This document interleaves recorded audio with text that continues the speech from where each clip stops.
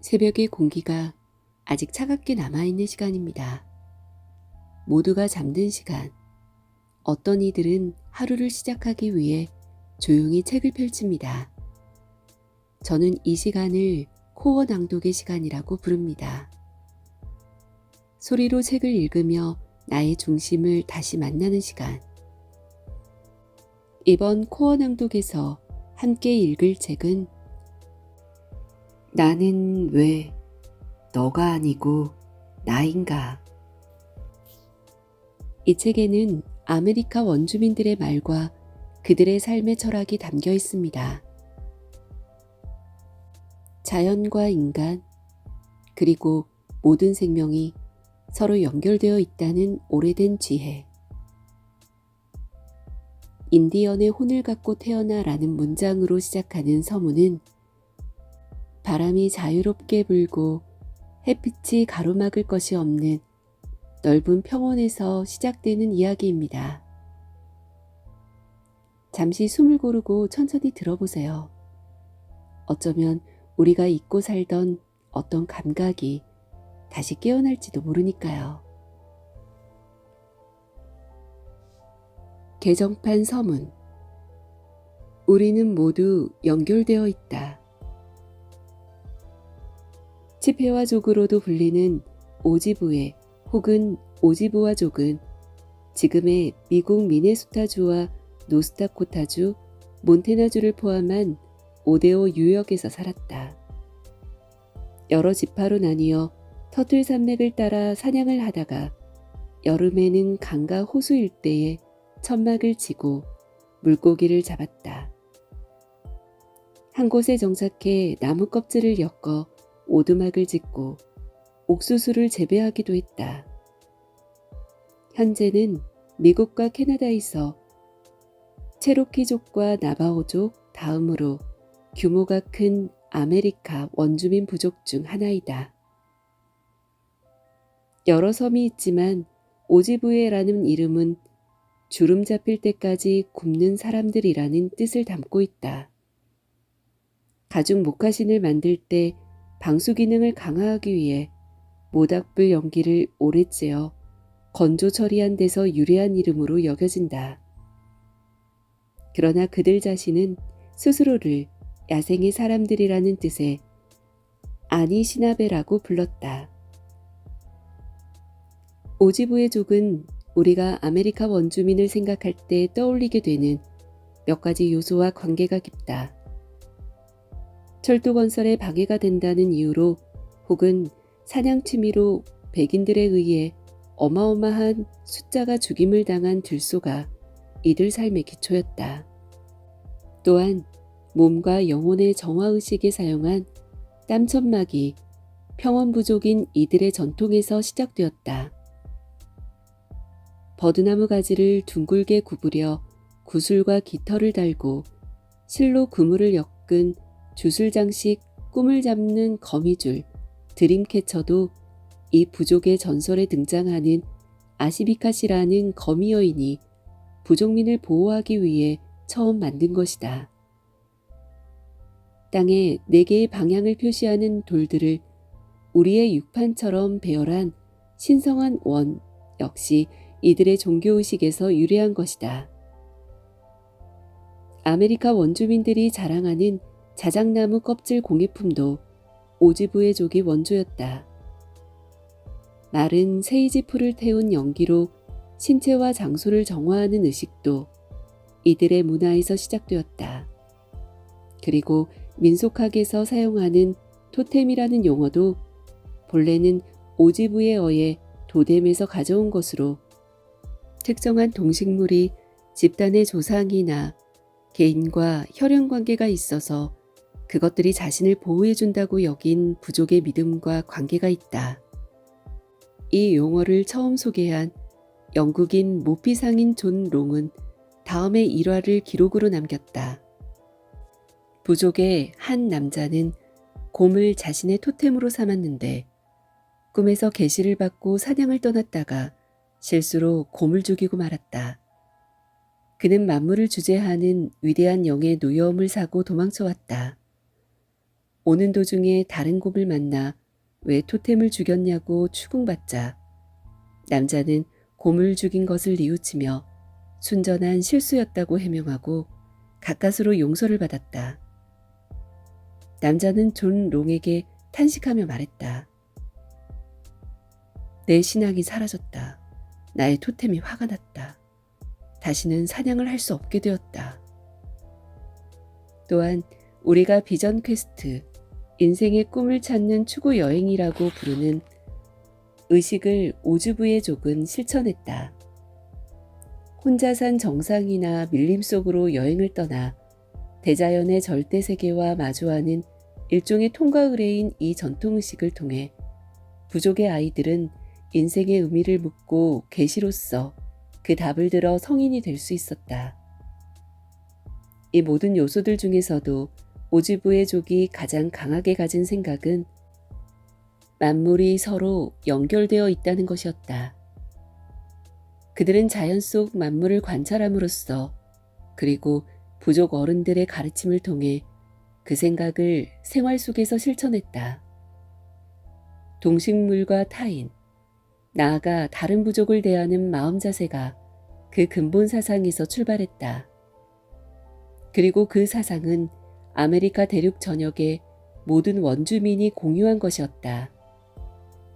유럽의 백인들이 이 신대륙에 침입해 왔을 때 가장 이해하지 못한 사고방식이 그것이었다.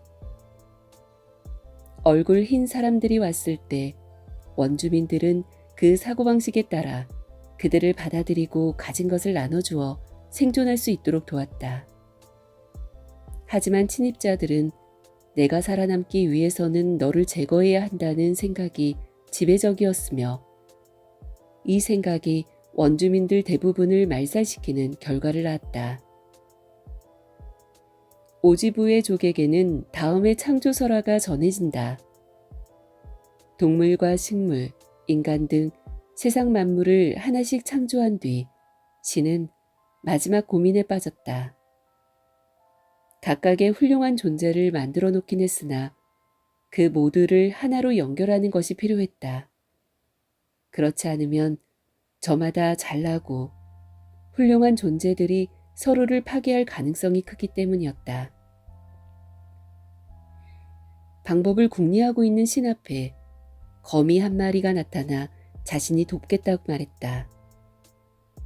그리하여 작은 거미는 자신의 몸에서 뽑아낸 가느다란 실로 세상의 모든 존재들을 이어서 전체를 연결하는 하나의 그물망을 만들었다.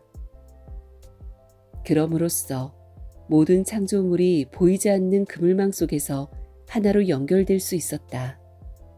신은 그게 기뻐했다.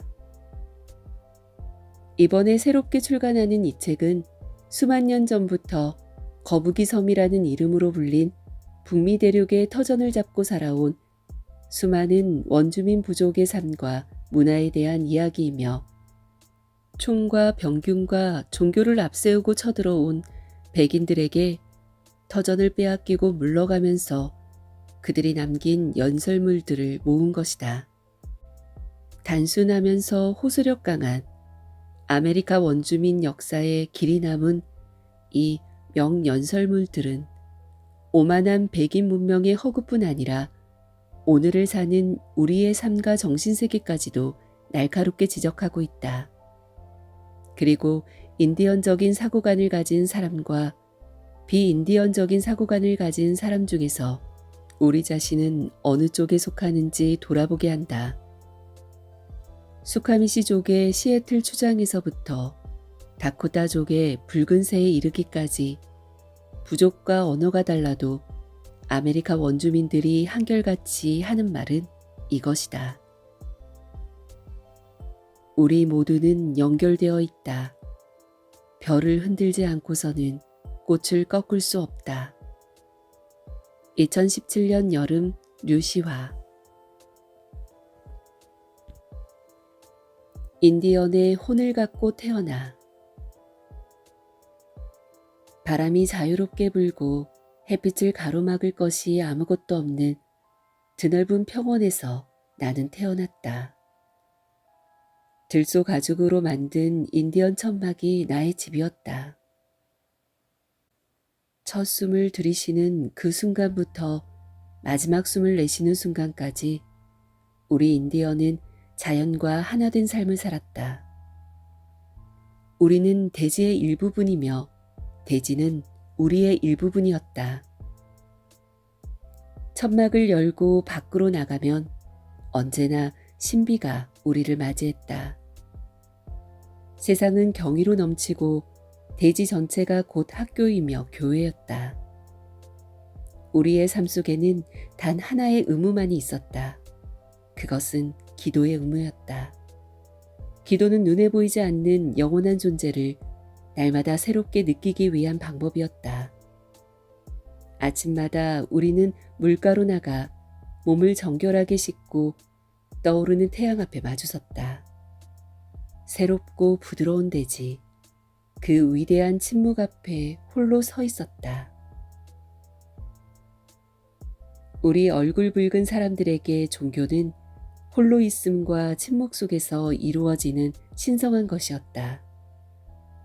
우리는 우리를 구원해줄 메시아를 기다리지 않았다.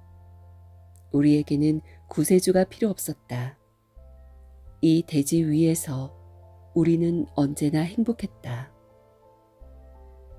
인디언 아이는 때가 되면 혼자서 멀리 산꼭대기로 올라가 하루나 이틀 동안 금식을 행하며 위대한 신비의 힘 앞에 자신을 내맡겼다.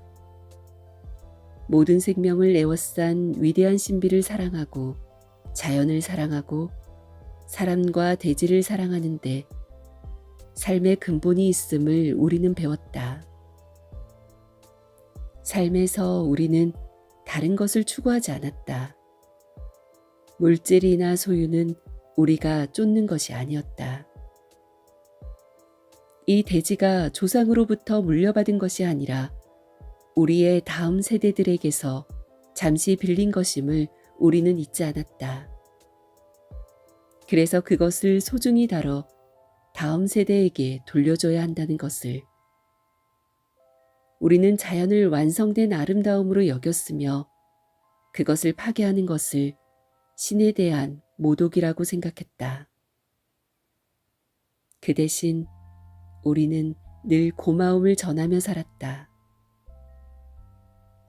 밤과 낮을 쉬지 않고 운항하는 어머니 대지에게, 우리의 숨결이 되어주고 새의 날개를 지탱해주는 공기에게, 자연의 비밀과 자유를 일깨워주는 우리의 형제자매인 동물들에게, 머물렀다가 또 여행해 가는 순결한 물에게, 그리고 우리를 잠에서 깨어나게 하는 태양에게. 약초를 캘 때도 처음 만나는 것은 캐지 않았다. 우리는 그것을 할아버지 약초로 여겼으며 그에게 선물을 바치고 허락을 구한 뒤 다른 약초를 찾아 나섰다. 우리는 필요한 만큼만 땅에서 취하고 취한 만큼 돌려주었다. 우리가 가진 것, 자연으로부터 받은 것에 대해 잊지 않고 감사 기도를 올렸다. 어떤 것이든 헛되이 쓰지 않았으며 꼭 필요하지 않은 것은 남에게 나눠주었다. 사냥을 할 때도 우리의 화살이 사슴을 죽이는 것이 아니었다. 화살이 아무리 강하다 해도 그 사슴을 죽이는 것은 자연이었다. 어렸을 때 나는 부족의 어른과 함께 산길을 걷다가 지팡이가 필요해 작은 나뭇가지 하나를 꺾었다. 새 지팡이를 들고 자연스럽게 걷는 나를 보고 부족의 어른은 내가 올바른 방법으로 그것을 손에 넣었는지 물었다. 나무에게 허락을 구했는가? 꼭 필요한 만큼만 잘랐는가? 나무에게 선물을 바쳐 감사 표시를 했는가? 그냥 나뭇가지를 잘랐을 뿐이라고 대답하자 그 어른은 나를 데리고 나무에게 가서 가지가 잘라진 부분을 만지게 했다. 그리고 무엇을 느끼느냐고 물었다. 내가 축축한 것이 느껴진다고 하자 그는 말했다. 나무가 울고 있기 때문이라고. 그러면서 그는 자연에게서 무엇을 취할 때는 반드시 그 주인에게 허락을 구해야 한다고 말했다. 우리는 가난하지만 풍요로웠다. 혼자만의 소유는 죄를 짓는 일이나 마찬가지였다.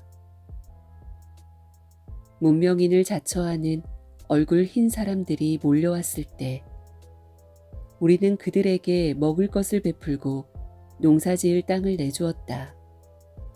그러자 그들은 땅에 울타리를 치고 그곳을 자신들의 소유라 주장했다. 그리고 언제나 더 내놓으라는 말만 되풀이했다. 땅은 누구도 소유할 수 없는 것이다. 땅은 우리의 어머니이며 그 어머니는 자신의 자식들인 동물과 새, 물고기, 인간을 똑같이 먹여 살린다. 하지만 얼굴 흰 사람들은 뭐든지 금을 긋고 그것들이 오직 자신의 것이라고 말했다. 그들은 자연을 길들여지지 않은 야생의 세계로 여기고 우리를 야만인이라 불렀다. 하지만 우리에게 야생이란 없었다. 우리에게는 다만 자유가 있었을 뿐이다. 자연은 질서에 순종하지만 문명은 그 질서를 깨려고 노력한다. 자연은 순하고 부드러우며 생명력으로 넘치는 곳이다. 자연과 가까이 사는 사람은 결코 공격적이지 않다. 공격적인 것은 지나친 욕망을 자극하는 도시 문명에서 일어나는 일이다. 자연 속에서는 필요 이상의 욕망이란 없다.